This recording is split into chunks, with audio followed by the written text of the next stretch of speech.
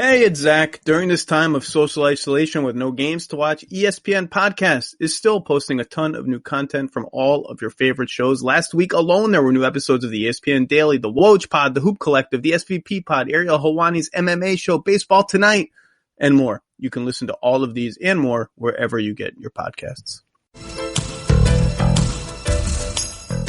Marathon gasolines are formulated with STP additives. They keep your vehicle running at peak performance by optimizing fuel economy, removing those ugly deposit buildups, and by reducing emissions. And right now, you can get 5 cents off every gallon every day with Make It Count rewards from Marathon. Plus, you can earn points for additional savings on fuel, airfare, hotels, and more. Remember when we used to be able to travel?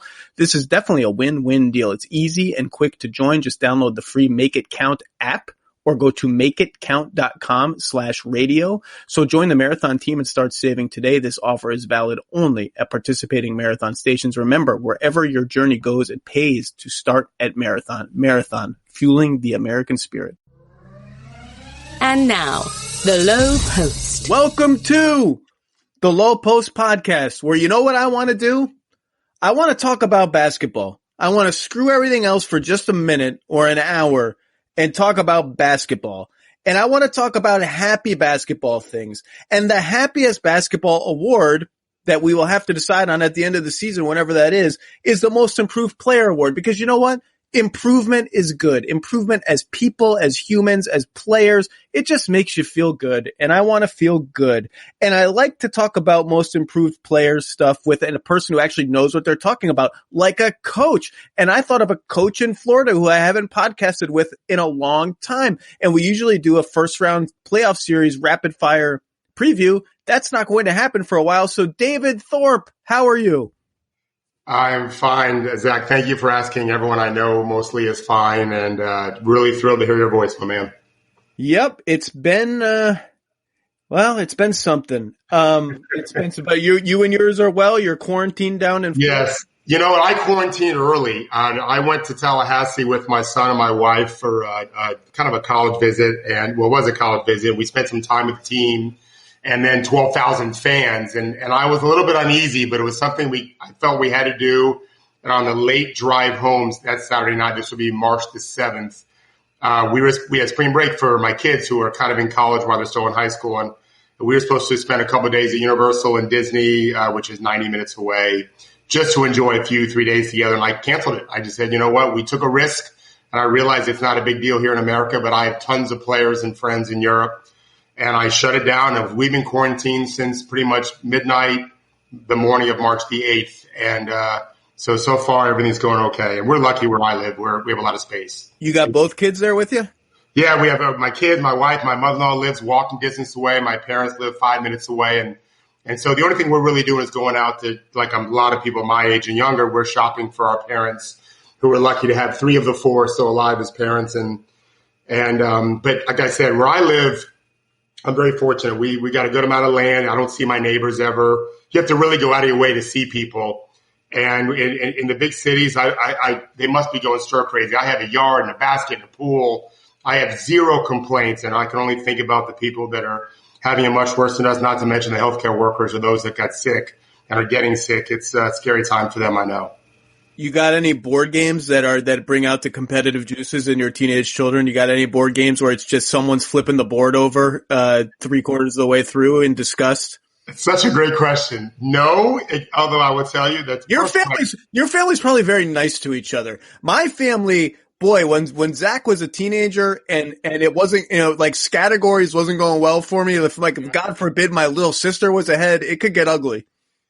Well, my daughter normally isn't a competitive person. She danced competitively, but she's not competitive. But last night, my son, who is the worst video game player of all time because he never, ever plays, but this is what you have to do. So he's playing Madden, which is apparently a very hard game to play. And he didn't play football. I wouldn't let him. So I'm trying to help him. He doesn't know what any of the words mean, and he's terrible. And so he just gets disconsolate. But my daughter got mad at my wife, who won like 5 straight games of Rummy Cube, which is kind of a big thing in our house. Oh, yeah, sure. I grew up on it, too. So my wife got hot. She won 5 straight games, and I thought my daughter might just literally pull the old movie routine of shoving everything off the table onto the ground. She didn't, but we were getting close. Let me get your ruling on this is a very controversial Lowe family board game moment from about 20 years ago. Yeah. It was Pictionary. Yeah. Remember Pictionary? And it was the boys versus the girls, father and son versus mother and daughter. Yeah. Father and son it was like we were not going to win. Like we're worse at Pictionary. So we were resorting to any rule stretching chicanery that we could find. And one of so remember the action category was always the hardest one. So we got action and it was erase, and I had a pencil and I flipped the pencil over and just started erasing. And that was ruled ineligible. My dad got it right away, and my mom and my sister threw a fit and said, no, you have to draw something. It's not fair to just erase. And I said, wait a second, I have a pencil. The action is erase. This is like what it was like because we were so bad we had to cheat. I don't think that's cheating. I contend to this day that was clever, and we deserve the credit for that one. Normally I would always side with the women on pretty much every issue known to man. That's how I've stayed married almost 30 years now, but I'm not married to anyone in your family. I vote for you because to me, as long as you didn't draw the words out or mouth it out, like lip sync it, it's all fair. I was banned from Pictionary because tables, chairs, cars, elephants, humans, it's all the same figure for me. And so it just drove everyone crazy. So I haven't played in a long, long time, but I don't see what you did was wrong, but I understand their argument. I'll tell you that. This made my day. Okay. So most improved player. Let's talk about the NBA. Most improved player is one of my favorite awards to do because I cast the net incredibly wide because a lot of players get better. And I tend to start with like 30, 40 guys of like, all right, this guy seems borderline. Then I whittle and I whittle and I whittle. And this time I whittled. And when I got to 12, I reached a point where like now the whittling is starting to feel bad. I feel like I'm actually whittling away someone who deserves consideration. And I emailed you that, and we initially were going to pick our top 10. And you said, that's funny. I have 2 honorable mentions myself. So you also had 12. And let me just also preface this. This is a uniquely, I think, interesting year for this because there's all these sort of like species of most improved candidate. There's the guy who like did nothing ever before and then emerges as a real player. There's the guy who, and we have a couple of these, the guys who go from really, really good to superstar. And we have a couple that did that in year 2, which is very unusual. That's always a tough one to deal with. I tend to gravitate toward the guys who go from like pretty good to really good in their 3rd or 4th years and had a harder time finding that kind of player this year. So I don't know. That's my preface. People can probably guess some of the guys I'm talking about. I don't know if you want to start with your top choice or your 2 honorable mentions. I kind of want you to start with your 2 honorable mentions. Who's like 11 and 12? Yeah. First of all, I love the way you segmented it because that's exactly how I looked at it and I tend to reward, to me, the hardest jump is to jump into superstardom. I think anyone would say that because we just have so few superstars, right? But listen, I kind of am the godfather of player development only because I was dumb enough to have no other way to make any money in the 90s other than try to work with players. I had no clue it would become a business everywhere in the world. I was charging $15 to $25 an hour to work with high school kids on an outdoor court, which happens now to be right outside my house. 3-minute walk, but it used to have to drive to get here. And so I have such a soft spot for the players who we thought may not even stick in the league no matter where they were drafted. And all of a sudden it's clear they're going to be players. So that's where I am with the honorable mentions. One of them might be higher on your list, but Christian Wood was a guy. I don't know if he'd make the NBA. He's clearly going to be a good NBA player. We don't know. We're 1 for 1 so far in overlap. He's not probably going to make my most improved ballot, but he is one of my final 12. So we're 1 for 1. Exactly. So, and it's funny you talked about whittling. I have a bunch of really good players crossed out. They just couldn't get my top 12. Wood made it. And then this is personal for me. I did a Cleveland radio show last year where I was praising the potential, even though he was terrible, of Colin Sexton. And the radio guy was great, but apparently he got beat up with that guy Thorpe's an idiot. Sexton is the worst draft pick ever. He's going to be terrible forever.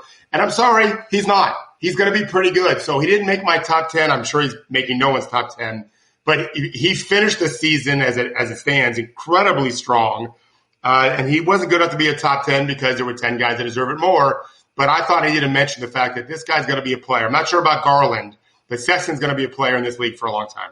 So he was on, I have my 12, and then I have just to be nice to people, I have below that, here are my last cuts, or like guys that I thought were just in, like, worthy of, almost getting there. And Sexton's one of them. I have Shea Gilgeous-Alexander, Bruce Brown, DeAnthony Melton, Jaylen Brown, a name that I literally can't read because my writing sucks and my brain is addled, and OG Anunoby. So I agree with you about Colin Sexton. I think he just went, whatever just had, like, in the last month or 6 weeks, he's been averaging like 23 or 20, like 26 a game or something crazy on good shooting. Yeah. Whether that can translate to winning, I think he needs obviously to improve his playmaking, which is slowly but surely coming along, and he needs to improve his defense, which for typical of young, undersized guards is slowly but surely. It's going to take a while. But he's always had a sort of moxie and guts to him that I really, really like. And I root for guys like that to channel it the right way, because he is scared of nobody and nothing. And it's like a little bit of, without the athleticism and the size, he has a little bit of like the Westbrook, just get the f out of my way. I'm going to score. I think I'm the best guy on the floor, even though I'm like the 8th best guy on the floor. And I like guys like that, because if they can figure it out, I think they do have a legitimately galvanizing kind of effect on their teammates. And so I'm rooting for him, and I'm glad you brought him up. Yeah, he can really shoot, and he's not a Westbrook athlete, but he's an athlete. He's a high-level athlete.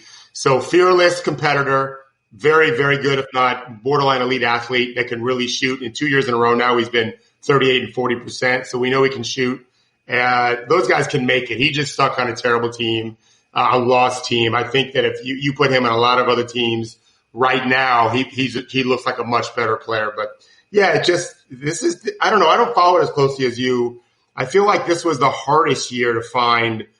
I really think you're going to laugh at some of my picks, because guys that are 10, 9, and 8 could be like top 5 in a lot of other years. There's just so many candidates. All right, just go. Give me 10, 9, and 8. How about we start there?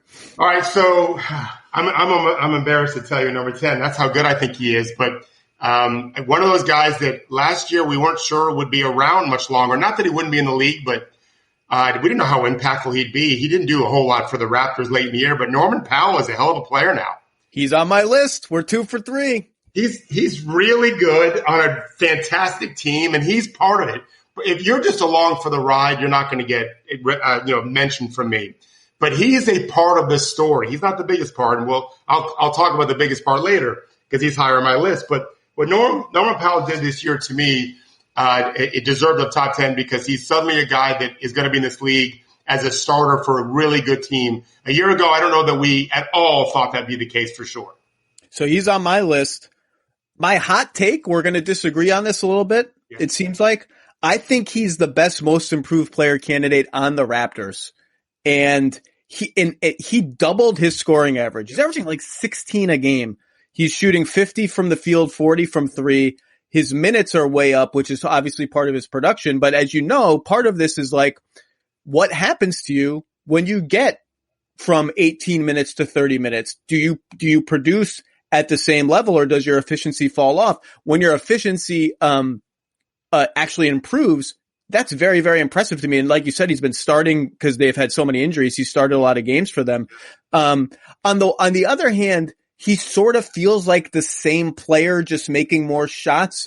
But I also feel he is more relentless and competitive on both ends of the floor this year. Defensively, I think that's really showed up. I think he's a perfectly good candidate, and I don't know if he's going to make my top 3, but he's on my list. So unless you got any other Norm thoughts, go on to the next one. Yeah, well, the only thing I'd say on Norm is I think you took, first of all, you said he averaged 8 more points per game than last year. That's a big jump, and only 5 more shots. So, he's not just getting volume, he's getting efficiency, and 3 more free throws a game too tells you something. Yeah. And he's statistically one of the better players in the league, whereas last year he was below 0 on the in ESPN's real plus minus. So number 9, again, I'm always waiting for you to laugh at me. Not that I think these guys are terrible names, but I feel like they could all be ranked higher. Certainly Powell could. Number 9 for me, I have is Brandon Ingram, and he's on my list too. We're rolling. I'm a huge Ingram fan. I wrote a piece for True Hoop a year ago when the trade didn't happen. that I thought it was completely absurd the Pelicans didn't grab all those talented players, to include Zubac, by the way, because they could have had him. Because I thought the idea of waiting for Tatum, and I'm going to sound stupid saying this, but the waiting for Tatum because he was so much better than Ingram and all those other guys, I thought was stupid. Grabbed all these studs because I thought Ingram was going to be a high-level scorer. The fact that he's number 9 on our list is because of the talent. He did it for a team that was beat up injury-wise, as you well know, and all of a sudden, as the season went on, he became a legit scorer, a leader. He definitely contributed and competed on defense, and they were an interesting team had we been able to finish the season. 24 points a game, efficient shooting from 3, which had been a weak spot for him. Every stat is up. I actually thought it was quite impressive that there was very little. I'm looking it up. 39% from 3. That's really good on 6. By the way, more impressive on 6 attempts a game. He's never attempted more than 2.5 before in any season. So that's not fake selective shooting. I thought his integration with Zion was so smooth. Yeah. And I didn't necessarily think it was going to go that way because their starting lineup with Zion and Favors and Lonzo and Ingram is a little light on outside shooting, at least based on their track records before this season for Lonzo and Ingram. And Ingram still scored pretty well, took a slight step back in usage, found a nice kind of entry pass chemistry and all of that stuff with Zion. And I thought it was very smooth. I have to say, though, there is something, and I don't know what it is. Maybe you don't feel it, but if you do, I'd be interested. There is something with Ingram because he's coming up in my all NBA research and everything. There is something that just leaves me a little bit wanting, like something that just in my gut is like, I'm not sure he's quite as good as his numbers and quite as good as his peers that have similar numbers. And I don't know if it's just like his playmaking and his defense are just a little bit behind it to me, his statistics and his overall profile and in ways that I think are going to be hard for me to quantify and prove. But there's just something I feel watching him where I'm like, he's good. He's really good. He was an all-star and I thought he deserved it. I'm not sure he's at that guy level yet. And I can't quite put my finger on why. Well, it's because he hasn't done it. I think it's actually a really insightful point. And I'm a big believer that smart people are supposed to project what a guy's going to be and not say, well, let me see it first. But there is something to that, right? As good as Kevin Garnett was, we still had to see him knocking big shots late, at least sometimes, right? He didn't have to be the top scorer on his team, which he wasn't when the Celtics, were at their best. He wasn't their best scorer. We don't know if Ingram, we can't call it empty points, but where is he down the stretch? Like, we could have gotten those answers right now, Zach, right? Last couple weeks of the season, is he putting up big numbers in big games when teams are sending most of their defensive resources to keep Zion from getting 11 dunks a game? If he does that, I think that answers the question you have. And it's a fair question because we don't know. We won't know until hopefully we'll know next year. If not, somehow there's a postseason this summer, which I'm not optimistic on. But I think that he's got the moxie for it. It's just my opinion. I know he came from Jerry Stackhouse's AAU program, and that is not easy to get through. There is nothing soft about this guy. No, I don't think he's soft at all. I don't know what I don't mean that at all. Clearly he's I know. To respond to live through the LeBron AD mania of that trade remember the Pacers fans chanting at him on the foul line, LeBron wants to trade you, and to go to New Orleans and be the guy right away and make an all-star team. Like, he's not soft. And by the way, I haven't ranked my guys really 1 to whatever yet. So I don't know if he's going to make my top 3, but he's a very, very strong candidate for this award to win it outright.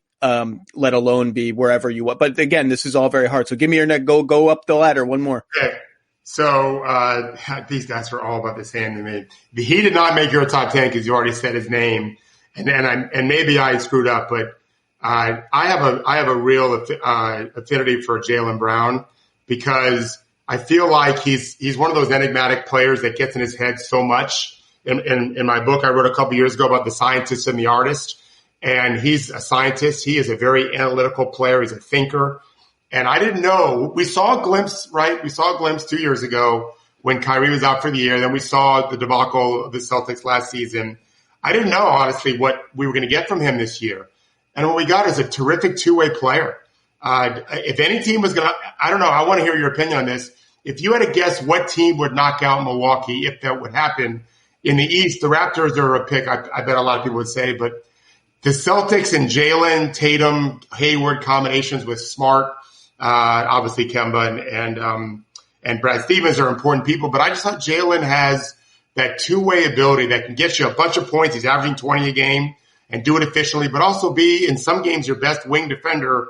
I thought that was deserving of top 10 because he really could have fallen off a cliff after what happened last year, and he didn't. 7 more points a game, shooting his way up. I agree with you. His game can be a little bit more mechanical, especially in relative to Tatum, who's so smooth. Yeah, I think that I called it the Milwaukee threat level on a podcast I did like 6 weeks ago. That feels like it was about 19 years ago. I had to, now full disclosure, I picked Philly to make the finals before the season. So theoretically I should be held to that. Philly's season obviously took about 19,000 sideways turns. So TBD on like, is there going to be a playoffs? Ben Simmons will be held, whatever. I had Toronto a hair ahead of Boston just because of Toronto's been there, done that toughness factor. But I agree with you. Both of those teams are head and shoulders above everybody else. And I said this before Miami slumped a little bit. I thought Miami is too it's not, they don't belong in this conversation. Indiana doesn't belong in that conversation. To me, it's just those two teams, and Philly, if they ever got their what together, I don't know. I think Jalen's really good. I have no problem with him being on this. I think he's a really good player. I also think one of the fascinating things about Tatum making the leap, and I think what Tatum did was real. I know he tailed off at like the last 5 games before the stoppage of the season, and Boston had a bunch of puzzling home games, all of which I was at because I made the huge mistake of going to Boston for games in mid-March. It really sort of cemented the hierarchy of that team. And I think to win the championship, you need that. To be a championship contender, you need that. Jaylen Brown needs to know, I'm not the guy. I'm a really good guy. I'm a guy. I'm a guy that does different stuff, but I'm not comparing him. I'm just comparing his like apex role on the Celtics. Like I'm the Pippen. I'm the guy who's just going to go out and defend like all hell. And I'm skilled enough to get 20, and that's my 20. And Jason Tatum is something else. And I think he's really good in that role. And that perfectly reasonable candidate to me. I think I want to touch on what you said because it's super smart. As a coach who's always trying to build chemistry, I love telling the story. It's actually about the Celtics years ago. God, I want to say it was even when the games were on NBC, but I don't remember anymore. That seems like too long ago. Someone interviewed the big three, Garnett, Pierce, and Allen. I told this story before, and probably on your show even. And the person asked, who takes the game-winning shot to win a championship? And as macho as players can be, you would expect at least Pierce and Allen to point to themselves, right? And maybe deep down they felt that way. But Allen pointed to Pierce, Garnett and Pierce pointed to Allen. And they won the championship that year. And I've never forgotten that because what you said is so right. You kind of got to know your role. Now, Ray Allen's not going to he's not going to pass up a wide open shot because he thinks Pierce is the better guy to shoot it. He'll take the wide open shot every time. But what he won't do probably in that world is take the contested shot if Pierce is open. You have to have that knowledge of, okay, here's how we grade out our choices, and I've got to be authentic and honest about how I do it. And so that's one reason why I love Jalen is and listen, Hayward is no slouch, right? Kemba Walker is really good. Jason Tatum is really a superstar now. And yet he found his niche. He did his thing, but you never once felt like he thought he should own the team. And by the way, that isn't so common. There's plenty of guys who think, listen, that's why Harden wanted to leave OKC. Understandably so. Part of it was, I think I can lead the world in scoring. You're allowed to have that ego, especially when you're that good. It's rare that you don't. It's rare that you don't. And, I'm working on this column I write every year called the Luke Walton All-Stars about guys who kind of scrap and claw and bounce around and hang on. And in this particular season, they find a role that works for them. And one of the guys in the column is Dorian Finney-Smith, who I think had a wonderful season, is having a wonderful season. Right. And I was talking to one of the Mavs old coaches, and he was saying Dorian is one of the only guys I've ever worked with in the league who never thought he was anything that he wasn't. He never thought, I'm an all-star, I need touches, I need this. He knew exactly what he was, and he just said, I'm going to grind, and I'm going to be that guy, and that's all I'm going to be. Never complain about anything. It's very unusual. Tatum, by the way, spoiler alert, he's on my list here. Me too. I think he's an all NBA candidate now. Like, I think there's a perception that this late run sort of like he was having an okay season, and now this late run catapulted him. He averaged 24 a game for the season on 40% shooting from three. Like, his numbers stack up with any number of guys like that are candidates for the 5th and 6th forward spots on all NBA. But that's neither here nor there. Go up the ladder. Okay, so we just did. All right, my number 7, I'm almost afraid isn't going to be on your list. But I think what he did is extraordinary. I went with Bam Adebayo from Miami. Are you kidding me? Bam is, of course, Bam's on my list. Well, you're smart, but when I mention this to people, they all seem a little bit surprised because his numbers aren't staggering. 16 points a game, 10 rebounds, but to do what he did, which is listen, think about this. He went from being an athlete that we weren't really sure what he could do, and I think you've written an amazing piece about him. But he guy averages 5 assists a game. He averaged 2 last year. Who does that? Like Marc Gasol. Like no one becomes that facilitator of your offense at that position out of nowhere. It's extraordinary. Plus what he does defensively. He's a guy that I never expected this from because I didn't really follow it much in college. But what an amazing talent. And without him, the Heat are dead. He averaging almost 8 points a game more than he did last year. He's the guy. Remember, I talked about how you got your guys that made superstar jumps and guys that made from nothing to this like good jumps. And I like the guys in the middle that go from like interesting to, oh, he's good. Not a top 20 guy. Yeah. But really good. Bam is the one that's in that sweet spot. And a lot of it is opportunity, right? Like he's playing a lot more. Hassan Whiteside's gone. Eric Spoelstra, let him go. Let him bring the ball up. Let him facilitate. But again, like we talked about with Norm Powell, opportunity doesn't guarantee efficiency. Opportunity doesn't guarantee that in a full-time starter role against other full-time starters with a lot more responsibility that you're not going to take a year that's, oh man, this is harder than I thought. My numbers all took a hit, but I'll be ready next year. He just went right to it and thrived. And, he and Jimmy Butler are neck and neck for the most important player on that team. Yeah, I'm glad you felt that way. I didn't think it was too stupid to put him on. My next guy, you might feel that way because he doesn't really measure up to anyone else on our list because his numbers aren't huge. But I will tell you this. I was so high on what this guy did this year. My first rankings had him at 3. I've since moved him down to 6. I think I moved this guy down to 6, and he probably should be lower. But he was one of the worst rookies in the league last year, Dante DiVincenzo. He's on my list. We're in sync. Honestly, Zach, again, I wasn't sure the guy was going to make it. I liked him. He had a great run at Villanova in the playoffs. It's a big reason why he got drafted in the first round. I don't think anyone had him projected to go first round before the season. So that's always worrisome to me. And then nothing last year. I mean, the word I used for him is lost. He was lost position as a player. And now he's a key player and by far the best team in the league. On both ends, he's really changed his game, became a shooter, became a defender, makes simple plays. If he isn't this good, Milwaukee isn't this good. It's simple as that. So that's why I gave him a top 6 ranking. If that jumper ever really comes, yeah, right. Like it's 34% this year. That's good. That's good. Yeah. But he gets a lot of great looks, as everybody does playing with Giannis. Right. It's sort of the same. It's like the Pat Connaughton syndrome where like you think Pat Connaughton's a really good shooter and then you look at his numbers like, oh, it's not quite there. But I'll tell you what Dante DiVincenzo is. He's a basketball player. That guy just knows how to play. He makes plays on both ends. He has a very good intuitive sense of when to help and when to recover and when to slice in for a rebound on both ends of the floor. He's doing helpful stuff all the time. Even the game where he gets 6 points and 3 rebounds, you watch him and like that guy just did like 8 helpful things in a key stretch of the game. He's on my list and he's sort of emblematic of he played 400 minutes as a rookie and did nothing. So he's sort of the nothing to something template of candidate. Can I tell one Bam story, by the way? Yeah, please. I want to hear it. So this got left on the cutting room floor and I thought it was very interesting and I've been waiting to find a way to tell it and I keep forgetting.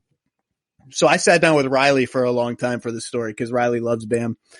And I asked him about the pre-draft interview with Bam, and there's the famous story that I've now written about how Bam talked to everybody, and they were like, "Is this guy a psychopath? What's wrong with him?"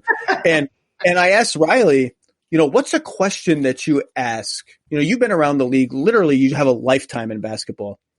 As a player, an announcer, a coach, whatever. He's now the Godfather. What do you get all these guys that you're interested in drafting? What's the one question you want to ask all of them? And what did Bam say to that question? And I've never heard Pat say this before, and I wish I could have fit it in the story, but I thought it was very interesting. He said, the question I'm always most interested in is, and I asked Bam, said if you had and he prefaced it by saying, I'm not talking about anyone on the current Heat team. Now, this was in January, so you can put two and two together. He said, if you had a teammate who was burning the candle at both ends, going out at night, not taking care of himself, and you thought that it was hurting our chances to win, what would you do? And how bad would it have to get for you to come tell me upstairs? I thought that was a very interesting question.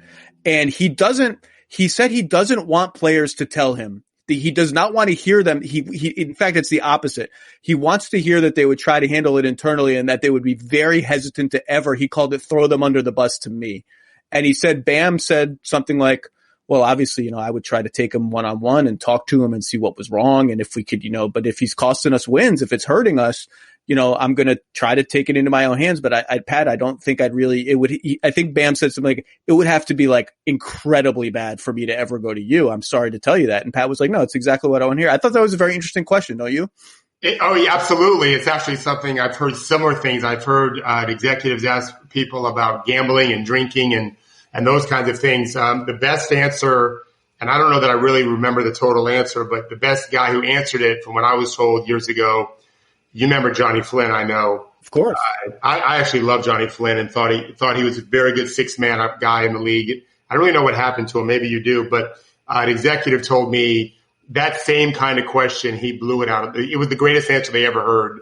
He was sweet about it, but he was stern and just said, I'm going to meet with that guy one-on-one and we're going to resolve this problem. But he definitely did not want to go to executives unless there was just no other choice, unless it was a gambling issue, because that really screws everyone up.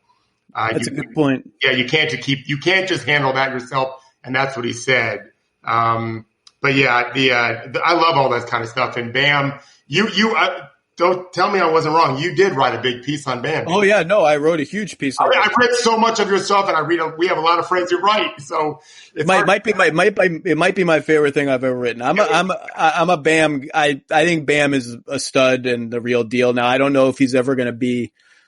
The Heat think he could be a top 15 player in the NBA, and you hear them say, if that jumper, if he ever forget threes. If he just ever gets the Al Horford 20-footer pick and pop, that's a big, big problem. And he doesn't have that. He kind of dribbles in for little floaters, and occasionally he'll take like a 13-foot jumper. If he ever gets that to the point where that's a workable release valve, then you're talking about, threes aside, and he can shoot threes in practice, so who knows? But that's step one to me of him becoming another level of a player. He's so unique. He again, what he did. It just Marc Gasol took him 12 years to do what he's doing. What he started doing. For him to do it so young was incredible.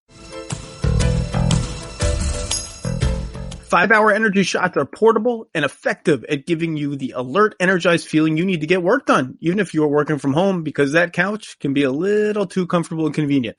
5-Hour Energy shots help you get through your day with zero sugar, 4 calories, precisely 4, in a convenient portable size. It's the perfect pick-me-up for busy, hardworking people, even if you're working from home. It also comes in 2 great extra strength tropical tastes, strawberry banana and tropical burst. Ooh, they are delicious and can take you to a tropical get stuff done experience. Go online to 5hourenergy.com to learn more. All right, so now we're in our top 5.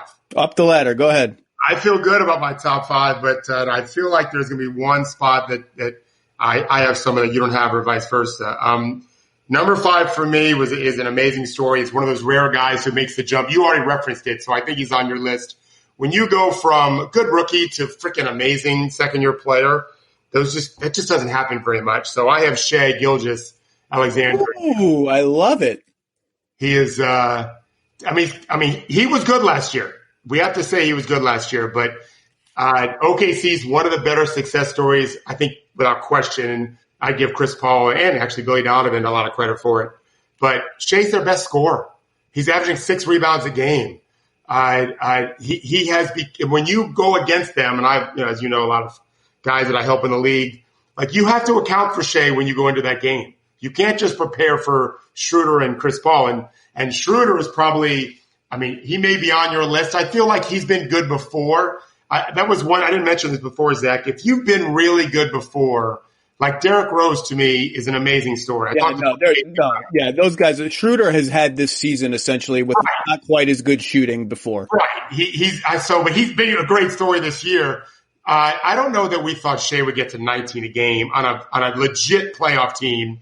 That's freaking hard to beat. So I put him in my number 5 slot. I got no problem with that. 19 points a game, up from 10 the year before. Shooting is about the same.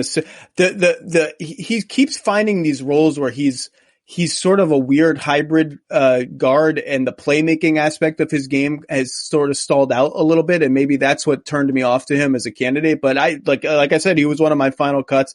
I love watching him play. I think he's going to be a monster two-way player. I said when the Thunder got him, and even before that he was going to make all-star teams. Now, I don't know how many, 1, 2, 4, I don't know, in his future. And I still think that's true. And I think he was good enough this season to crack the door open to, will he ever make an all-NBA team? I think that's now a reasonable discussion. So I got no problem with that. Shea's a stud.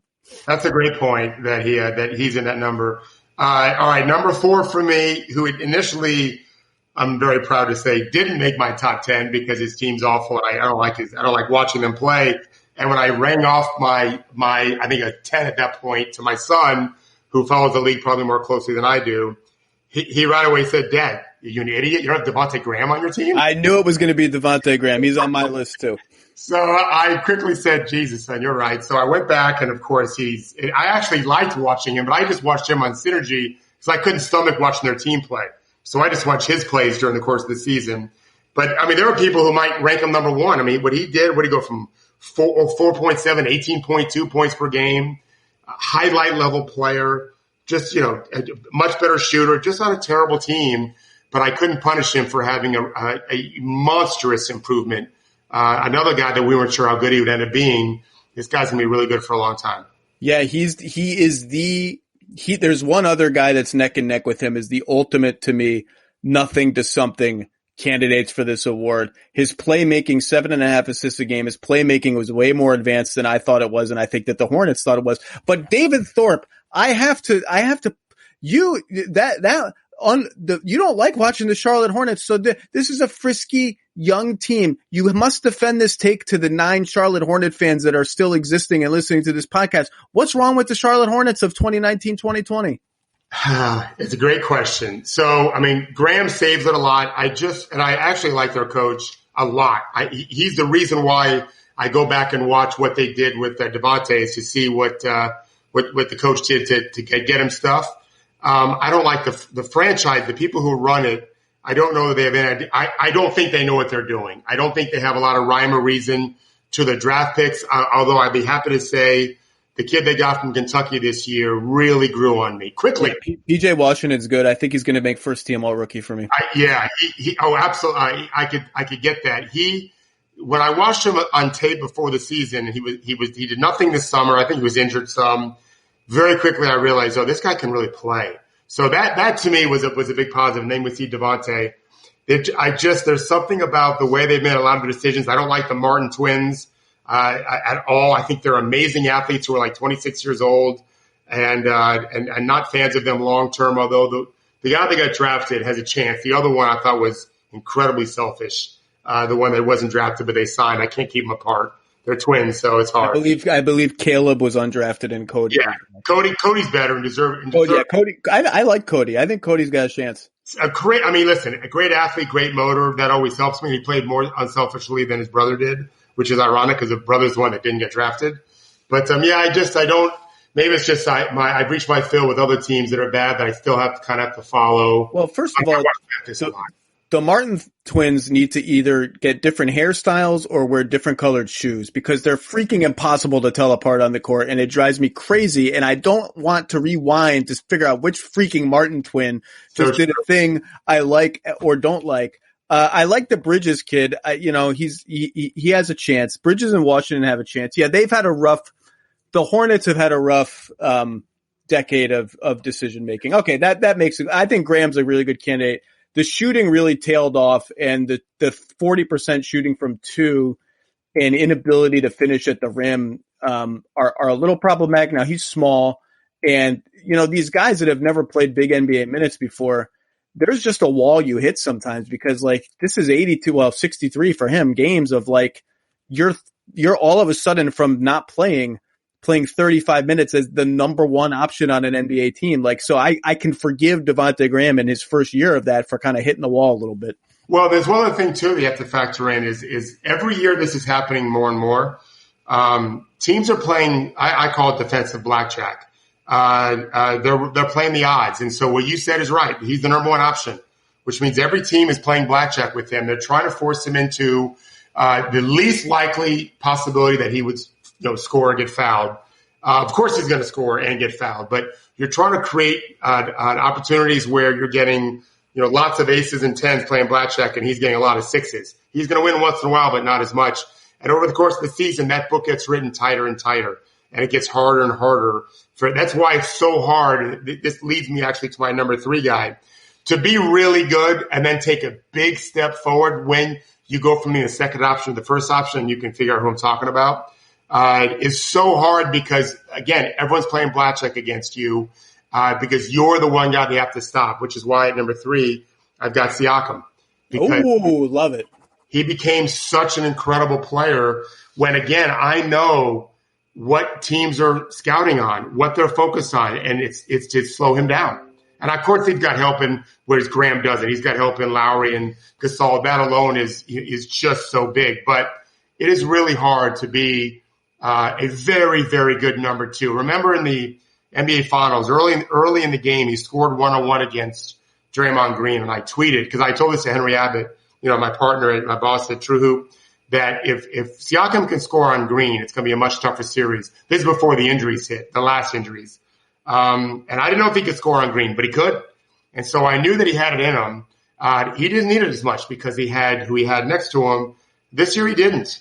And for him to take the jump the way he did, going from 17 to 23 and a half a game, he's the best player on a great team. I feel like I had to honor him with that slot, although, like I said, there's an argument to make for all these guys. Siakam may be the biggest 2-year improvement in the history of basketball. I mean, if you look at his stats from 17, 18 till now, it is absolutely astonishing. He won this award last year, I think. I voted for him. I'm pretty sure he won.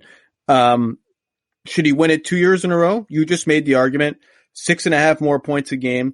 People will look at his advanced numbers and his shooting percentage and say they kind of plateaued. Is he really that much better? All his efficiency numbers are just about the same. And that goes back to, again, role and just maintaining that efficiency in the enormous burden. And remember, Kyle Lowry missed 10, 12 games early in the season, and Siakam kept them afloat during that stretch with just an incredible stretch of games. And, to average whatever he averaged, I think he averaged 23 a game. I mean, again, 2 years ago, he averaged 7 points a game and made 29 threes. This year, he averaged 24 points a game and made 115 threes. It's just absolutely incredible. He's on my list. He's on my list of 10. He's probably not going to make my top 3 when I submit my ballot, whenever that is, but I think he's a perfectly good candidate. He's a great guy, a great teammate, and just had an unbelievable year. All right, go up. What do you got? Hold on. I want to ask you a question about Pascal, though, because you talk to every team in the league. So your point is so good. Think about 2 years ago. Zach, 2 years ago, how many teams were calling Masai trying to acquire Pascal Siakam, and they compare that number to now, right? Yeah. You could have had him for a lot less 2 years ago. I guarantee you his phone wasn't burning up. Nobody saw this, which makes his story so amazing. Now you're not calling because you're not getting them unless you offer, like a top 10 player and or a lot of other stuff. Right, exactly. So you got 2 spots left? I got 2 spots. So there must be so how many names do you have on your list that I've not named yet? 5. So let's hear. Well, I want to hear some of the names that but you may just end up naming one of my top 2. That's okay. I think I know who the top 2 are. So I'm going to name you the guys that I don't think are on your list that made mine. Markelle Fultz. Now, he made my scribbled out version. When I was looking at statistics, do you know what the statistic that caught me by surprise more than any other stat, to the point that I'm actually double checking it right now? Was it his field goal percentage? Well, even more than that, which is I think 52%. Yeah. The fact that Fultz shot 72% from the line. Yeah. I felt like it surprised me in part because I just thought that would get a lot of attention. Because when you think of how much flack Lonzo has gotten for being a terrible foul shooter, now he only improved, I think, to the mid-50s this year. It wasn't like a great improvement for Lonzo, but like how big of a focus that was. And for Fultz to shoot, he shot 57% on very few attempts the year. Maybe he's barely played before this year. 72% is like an average percentage. To me, if you're looking at signs that maybe he can figure it out a little bit as a shooter, 72% at the line, it doesn't look good. It's not the most attractive shot I've ever seen, but 72% is 72%. That's not nothing. Well, and this is a guy who's clearly dealt with not just physical issues, but mental issues in terms of his shooting mechanics, as we all know. And as someone who's been teaching shooting for 30 plus years, when you're alone on the free throw line, it can really mess with your head. And it can mess with anyone's head. The fact that he is starting to move back towards some type of confidence fluidity with it is an enormously important sign. And he's a finisher. He makes shots, which is why he went number 1 overall. We forget so fast. No one was even arguing when he went number 1 overall. Like, he was legit. Yeah. I still don't know. He's only 22 years old. Next year, or he's 21 actually. 21. Next year is going to be very interesting. I've argued before, I don't think you can look at his body of work this season and say, if you're the Magic, oh, we're set. We have our number 1 ball handler for the next 5 years, because he still can't shoot long jumpers or won't shoot them in games. And in the playoffs, that's still going to be a problem. But I do think there are, do I think he's ever going to get to that kind of status? I'm skeptical, but he from where he was a year ago to now, I think is a good story of improvement. The other guy who I'm betting is not on your list, I'll give you a hint and see if you can guess him. Same division as Devontae Graham. Same kind of candidate. He's the other guy I was saying my ultimate nothing to something candidate in most improved. Same division as Devontae Graham.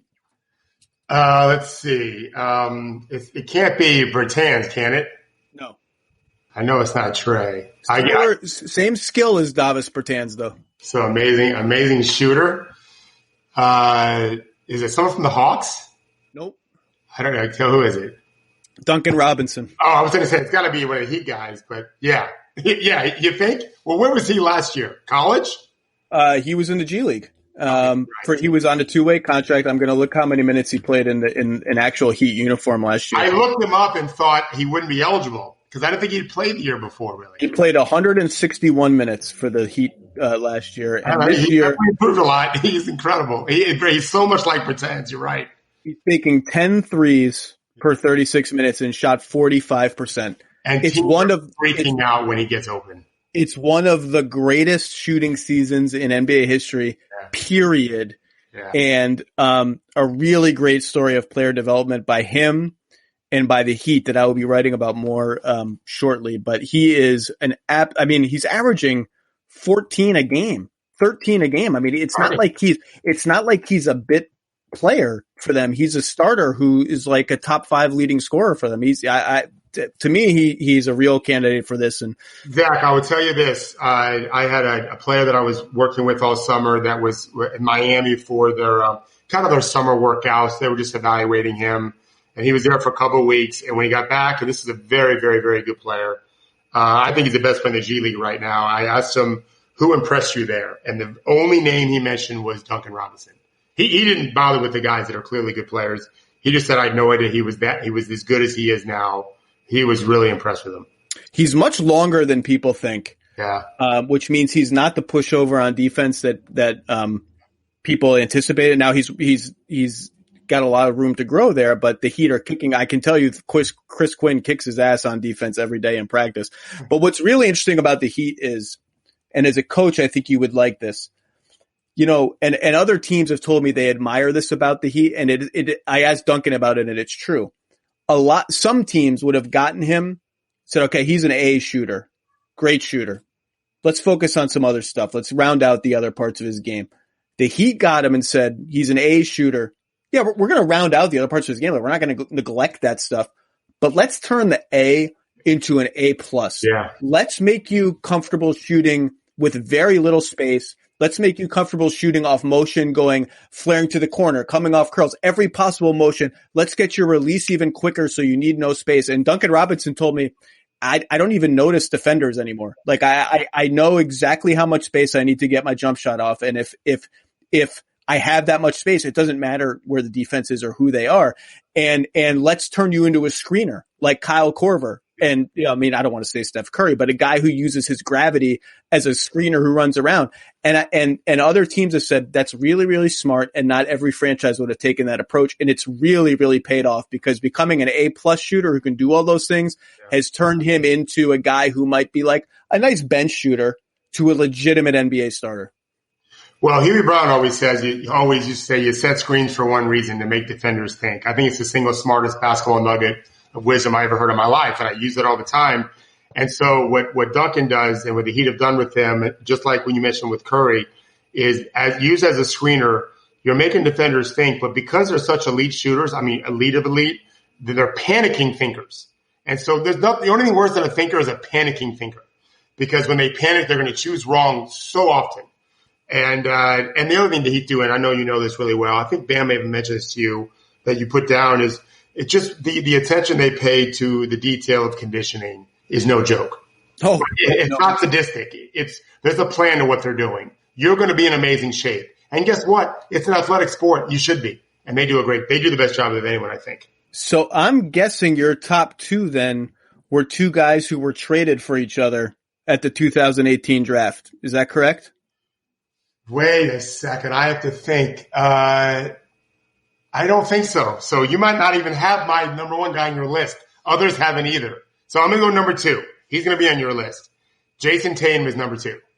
He's on my list. So that means we really got some interesting things. So wait. I think maybe I can't keep track of who got traded in 18. So let me just say this. Tatum to me was number two. I think some people could have him at number one. And I realize he may be below that because there's so much talent, but you said earlier what you said earlier, Zach, is what I was thinking when I put him down, which is that this guy might be an all-NBA player now. Yeah, and he might make it this year. Right. And right. Not next year, this year. You could make the argument. Well, first of all, he's the best player on one of the best teams in the league. Okay. Certainly in the East and a real contender for that. He's their best player and he's become a two-way player, which is something I did look at. He's probably a top 20 on anyone's list for the league. And there's no way. And he also did the other things like improved dramatically from scoring with 16 to almost 24. And he almost doubled. He went for 2-point whatever, the 4.7 free throws, which is an area of concern. His ball handling sucked. It's just never been good. And Celtics fans, who I'm not one of them, I just watch Al games, they would always complain to me, but why is Tatum always trying to do much off the dribble? Watch him now. He's roasting people off the dribble. And so to me, to make that jump from where he was, which was a little bit on the precipice of, is if this guy falters a little bit, there's going to be some negative stuff about him. And instead, he's a superstar. He's got a real shot to be a top 15 player this year. So that's why I put him in number two. He's on my list. I have no issues with anything you just said. I think he was absolutely fantastic. His ball handling and craft have improved a lot. I think his playmaking came up a little bit and will continue to come up. And his defense is, I don't know that he's going to really make my short list for all defense second team, but he might. I mean, he's that good. He's a really, really good defensive player. Now they spare him some power forward duty, like Jaylen Brown takes the bulk of that. And I know they think that helps Jason, to sort of be spared that jostling, but he's a stud. I'd have no issue with him winning, but this does mean that the two guys who were famously traded for each other at the 2018 NBA draft, that you only have one of them or maybe zero of them, and I mean Trae Young and Luka Doncic. Yeah. So I don't have Trae on the list. Ooh, spicy. Here's why. Is it because he's the worst defensive player in the league? Exactly. My son is very unhappy with me because it's his favorite player. As you know, many 18 and 19-year-old serious basketball players are in love with Trae. He followed him all through his year at Oklahoma. He loves to play him when he plays 2K. But I couldn't get past it, Zach. I love his game, and I don't know that the trade should have happened because number one is Luka, but Trae's lack of interest in defense at all. I grew up as a defensive guy. I couldn't do it, but I certainly wouldn't argue with anyone that has him even number one or two because his offensive game is beyond extraordinary. But yeah, I don't have Trae on my list. And so the Hawks fans will say, well, James Harden doesn't play defense. And when did Luka Doncic become a defensive player? Yeah. And my response to that would be Luka Doncic is much taller and much heavier than Trae Young.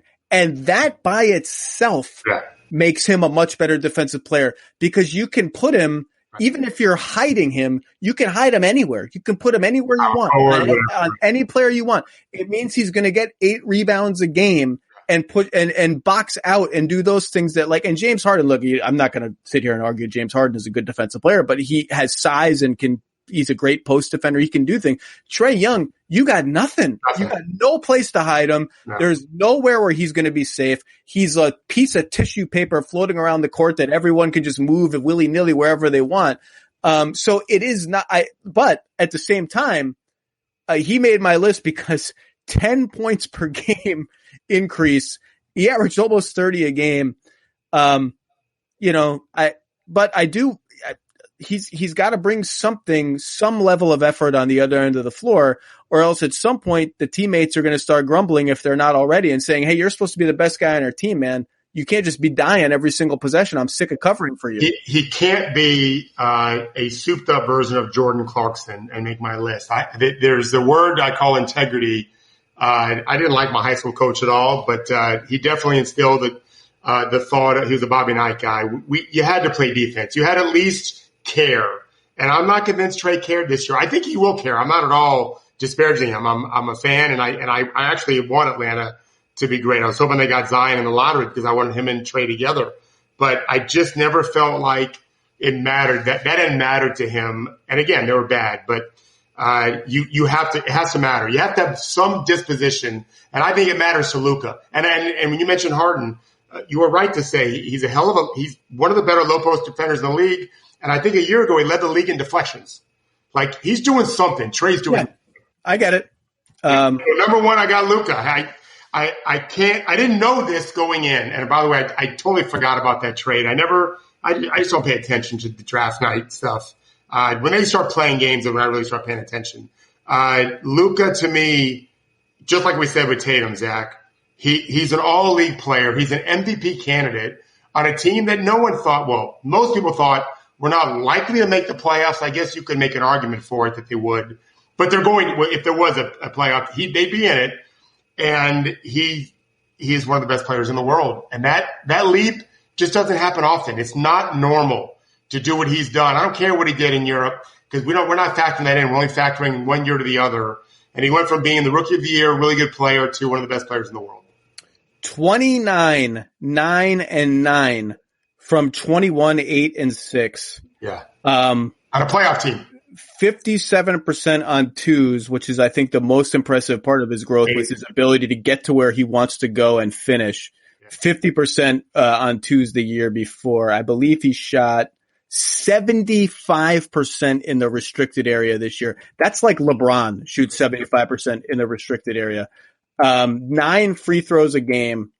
And, there was a period of time where they were playing pretty well without him, and that sort of chipped away at people, and they were losing a lot of close games. And you remember Porzingis played a bunch of big games without him.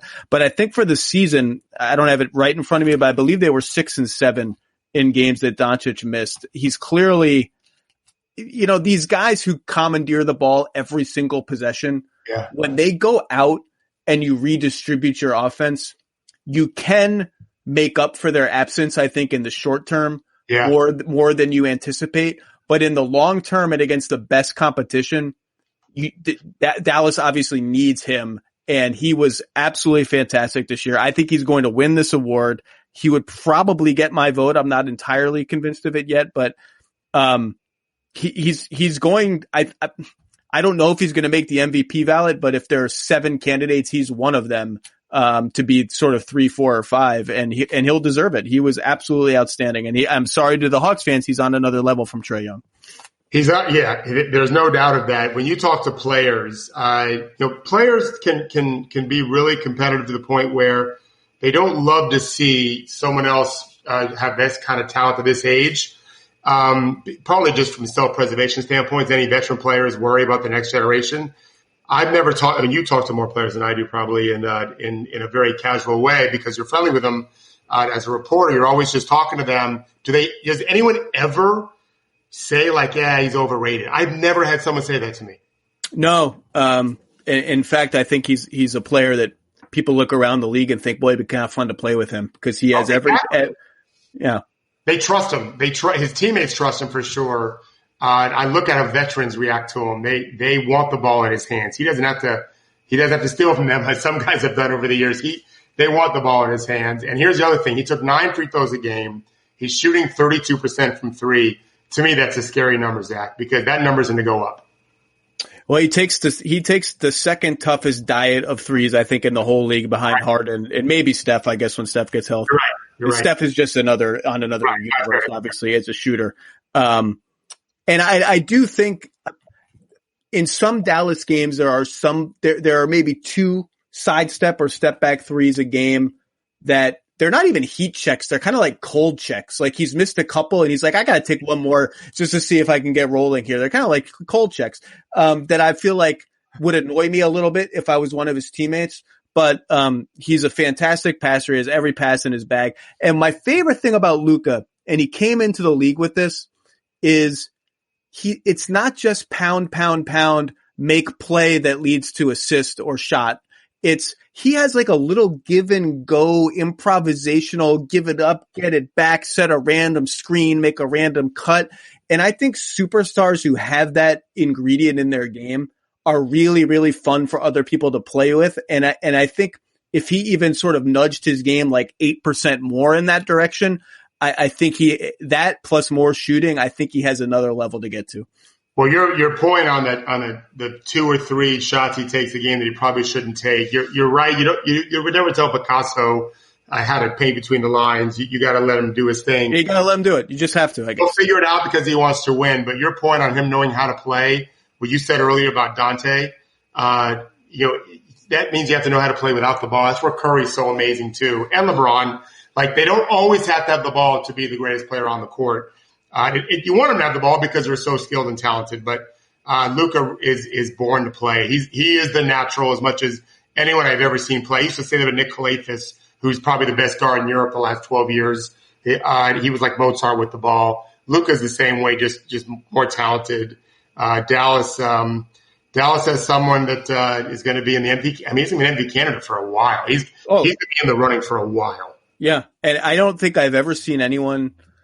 I don't know who Luka played with in Europe. I'm not well versed in that, but I don't know anyone who's ever improved from one year to the next as a lob passer specifically more than him. Like Luka was like a not great, kind of ugly lob passer as a rookie, and this year he was throwing these like the touch, the arc, the velocity, the distance, the weird angles, like they were perfect. And it's like, man, to go from point A to point B that fast at that particular kind of pass, which is a very important NBA pass, and particularly in Dallas's offense, that was fun to see. Yeah, becoming an accurate passer is not automatic. Jeremy Lin still can't pass the ball. He may want to pass the ball, but he was never able to throw an accurate pass. It's one of the things that most people overlook. But as coaches, it drives us crazy. When you know a guy's open, just freaking throw the ball to him where he can catch it and shoot it or dunk it. So that, yeah, you're not wrong on that. Yeah, he's and I think your point on defensive stuff is really good too. He's got the size and body, and he's willing to some degree. But once the games get more and more serious, I think you'll even see that part grow because, again, he wants to win. Like at some point, you can't just be a great player. We grade you differently, as guys like James Harden and Dwight Howard know too well. He's going to have to do the other things. And then he really jumps into top 3 MVP candidate like Giannis, right? Because he's doing, and Kawhi, whatever, he's doing everything.